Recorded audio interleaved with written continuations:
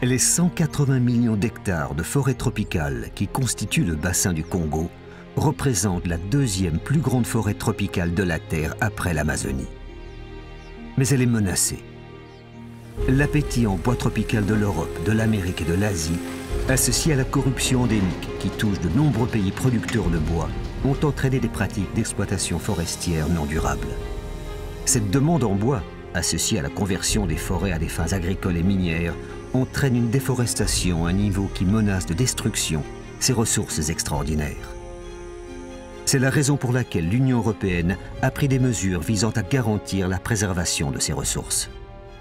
The European Union wants to be part of the solution in this context. You know that the forests are very important, and the European Union citizens and consumers want, to be sure that the wood that is exported to European Union meet the criteria of the legality. En 2003, la Commission européenne a proposé un système connu sous le nom de Plan d'action pour l'application des réglementations forestières, la gouvernance et les échanges commerciaux, ou FLEGT, selon l'acronyme anglais, qui offre aux pays producteurs de bois la possibilité de signer un accord de partenariat volontaire, ou APV, avec l'Union européenne. Ces accords commerciaux bilatéraux sont volontaires, dans la mesure où les pays sont libres d'entrer en négociation.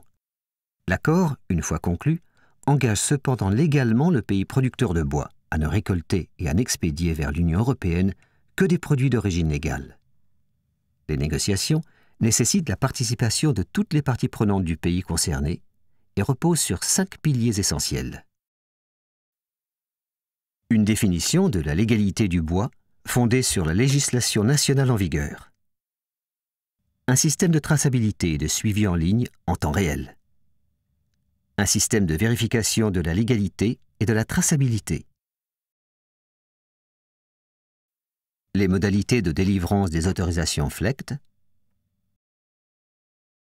Et finalement, la mise en place d'un mécanisme d'audit indépendant. Les auditeurs indépendants vérifieront tous les 3 à 12 mois que l'APV fonctionne conformément à ce qui était prévu et qu'il garantit effectivement la légalité du bois. Cet audit indépendant confère toute sa crédibilité aux autorisations FLEGT une fois délivrées. Le Cameroun est l'un des 6 pays producteurs de bois à avoir signé un APV. Il est en cours de mise en œuvre et la première autorisation FLEGT devrait être délivrée en 2014. Le marché européen représente pratiquement 80% de ce qui est bois débité qui sort du Cameroun. Et pour nous, c'était important de nous assurer que ce marché-là doit être acquis. Donc, il est clair que l'APV FLEGT devrait nous permettre effectivement, ne serait-ce que d'avoir la garantie que ce marché soit maintenu. Le secteur forêt, le bois, l'exportation du bois représente pratiquement le 3e secteur après le pétrole et l'agriculture. Et donc, nous avons intérêt, effectivement, à ne pas avoir de déperditions en matière de taxes. Au cœur de la province de l'Est du Cameroun, la société italienne Alpicam exploite ce pied de sapelli. Une fois l'arbre abattu, la société d'exploitation forestière procède à son marquage et à l'enregistrement des informations concernant la bille de bois, entre autres l'essence, le diamètre et le lieu exact de l'abattage. Le voyage de ce bois vers sa destination finale, une maison en Europe, vient juste de commencer.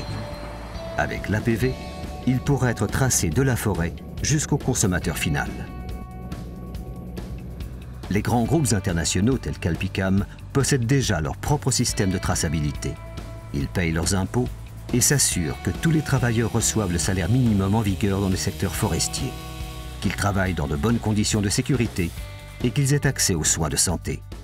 Il problema per queste società è che innanzitutto loro vendono un prezzo più basso perché è un prezzo che non tiene in considerazione di tutti quei fattori, di tutte quelle tasse, di tutti quei costi a partire dai costi di abbattimento, ai costi di trasporto, ai costi poi anche legati proprio alle tasse di trasformazione eccetera.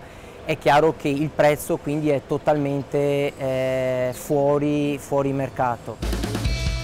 Le nouveau système devrait établir des règles du jeu équitables. Une fois que le bois a quitté la scierie, il passe par différents postes de contrôle avant d'arriver au port.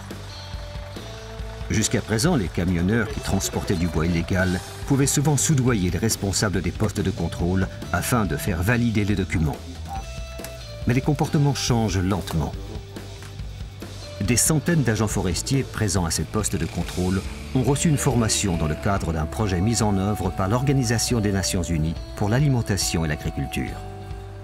Actuellement, ils doivent vérifier le bois en comparant ses caractéristiques physiques avec celles décrites dans les documents. Mais très bientôt, ce système de contrôle sera automatisé.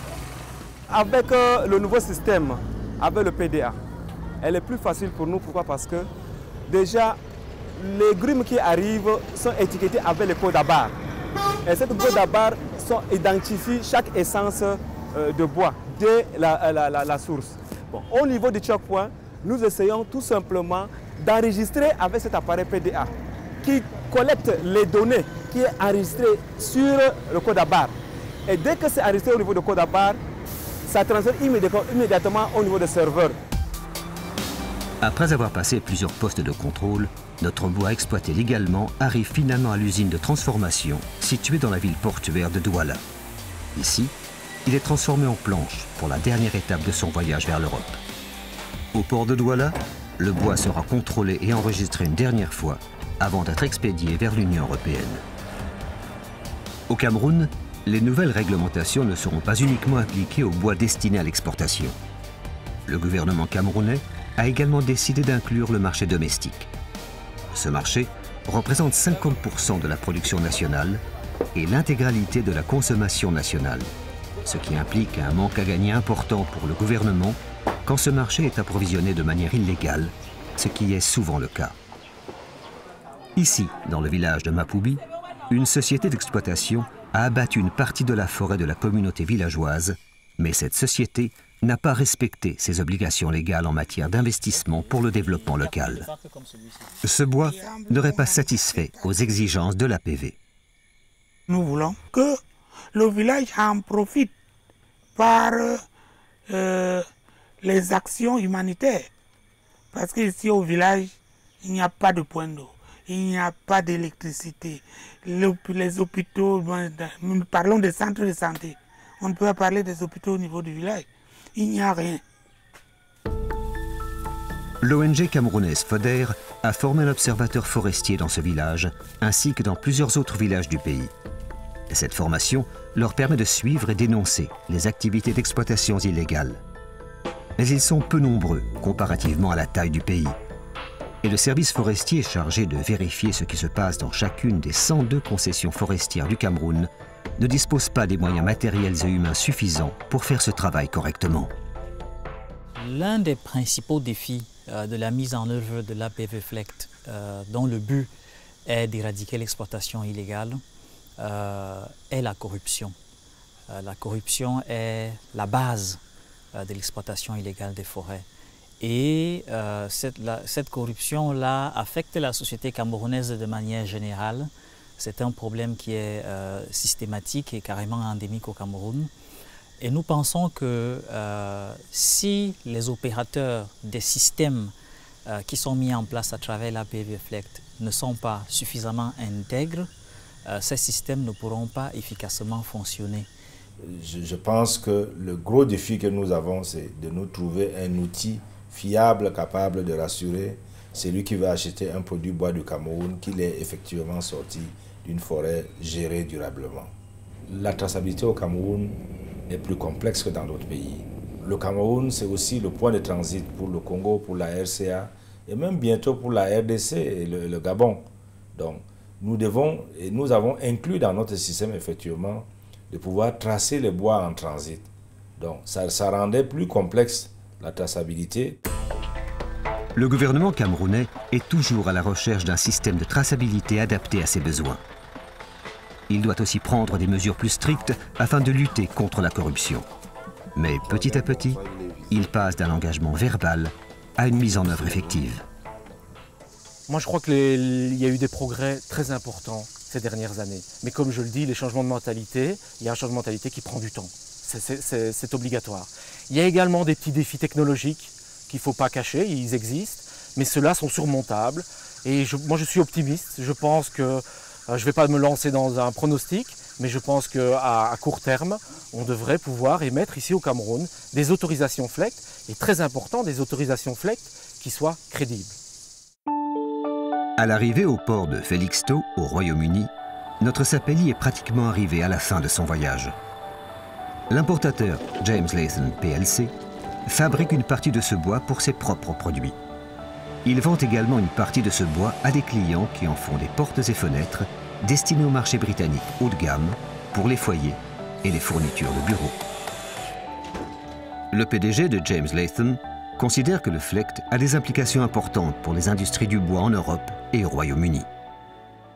The FLEGT license will provide certainty in relation to what is legal in terms of our timber supply.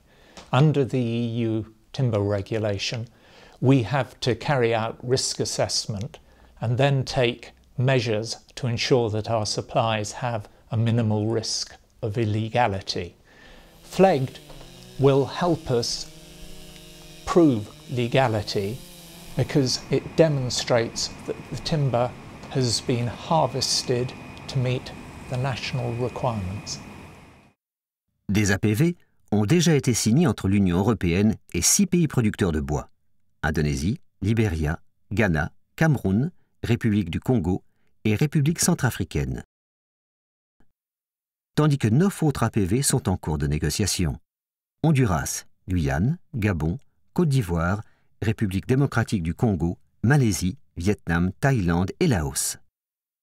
Que le bois soit directement acheminé vers l'Europe ou transite par l'Asie du Sud-Est avant d'être expédié en Europe, les autorisations FLEGT constituent la meilleure manière d'assurer la conformité au nouveau règlement bois de l'Union européenne, ou RBUE, qui interdit aux opérateurs de mettre pour la première fois sur le marché de l'Union européenne du bois illégal.